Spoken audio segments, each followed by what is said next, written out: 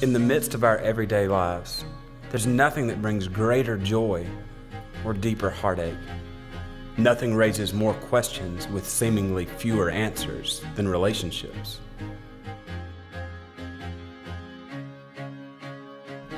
Life. There's an app for that.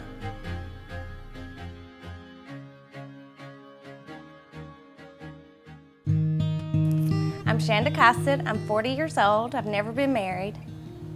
Good morning, my name is Bill Mello, and I have a daughter, Samantha, who currently today is 15, and I have a son, Dallas, who is 14. I don't know when this is going to air, so they might be 16 and 15 by this time this comes out.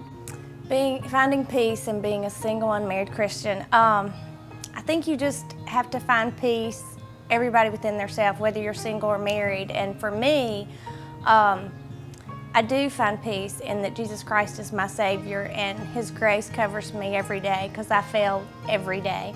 And I have great supports with friends and family, and they help me remember that He is my Savior, and it doesn't matter when you fall down or when you do something wrong, grace covers it all, and that's just the peace of being saved. How do I find peace in being single? I find my peace in being single that now that I have God in my life, that's my focus. And that's where I find my completion as opposed to thinking I had to find it with a spouse. I mean, by far, I'm not even close to being perfect, and I freely admit that, and I have struggles all the time.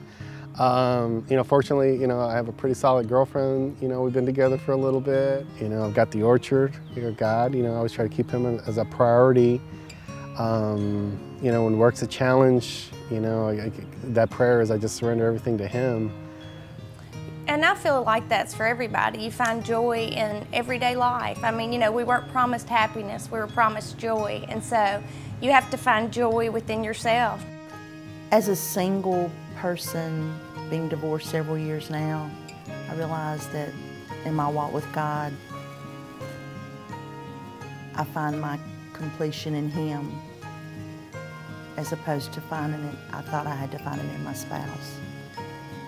I have so many other possibilities. Like, I'm that person for so many people, and I get to be part of so many people's life that a married person doesn't have that opportunity to be because they have their family they're involved in.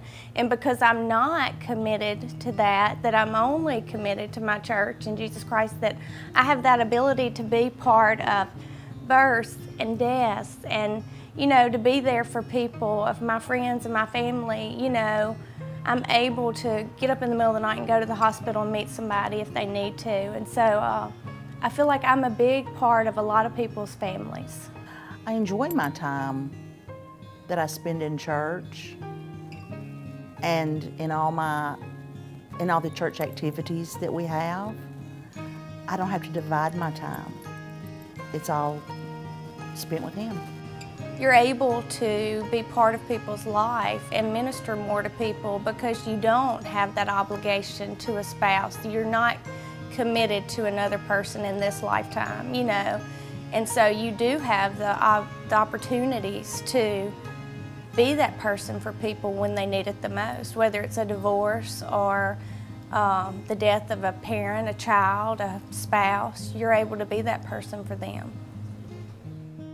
I didn't raise my children in church, and that's the biggest regret ever.